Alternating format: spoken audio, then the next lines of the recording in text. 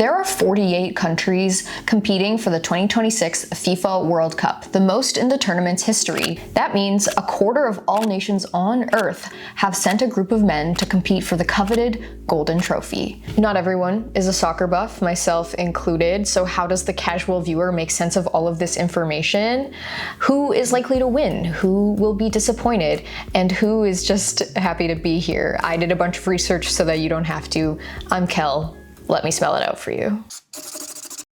In men's soccer, it can sometimes be helpful to think of the field like a high school cafeteria at lunch. All of the popular kids sit at one table. They tend to come from countries with a rich history of the sport and command a grudging respect for one another even when they are enemies.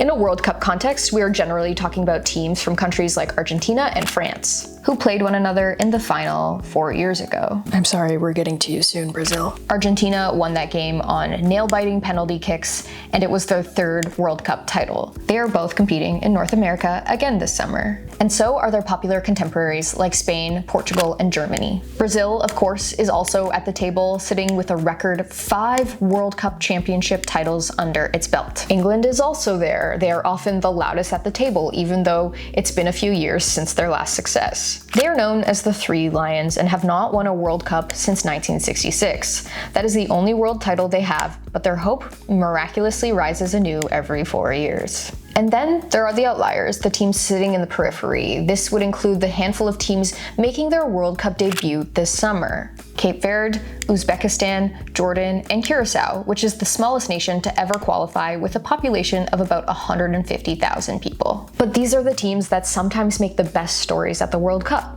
Everyone loves an underdog, and maybe just as importantly, everyone loves to see the cool kids lose sometimes. Cameroon became the darling of the 1990 World Cup.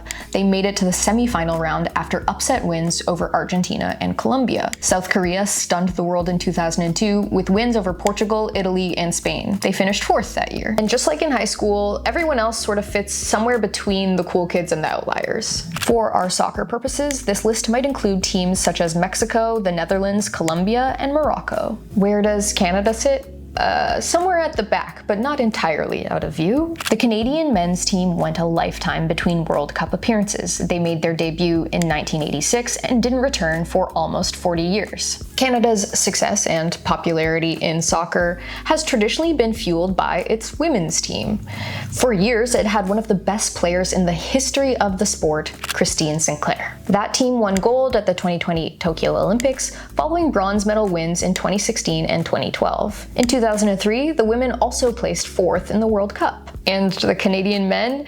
Canada has never won a game at the World Cup, and they qualify automatically this year as a co-host country. Canada's men's team has been outscored 12-2 over its 6 group stage games.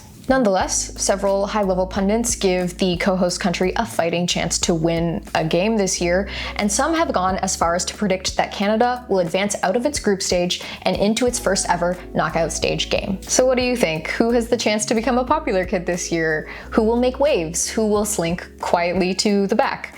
Let us know in the comments below. I'm Kel, and this is Spelled Out. For more great content like this, be sure to follow along, and I'll see you next time.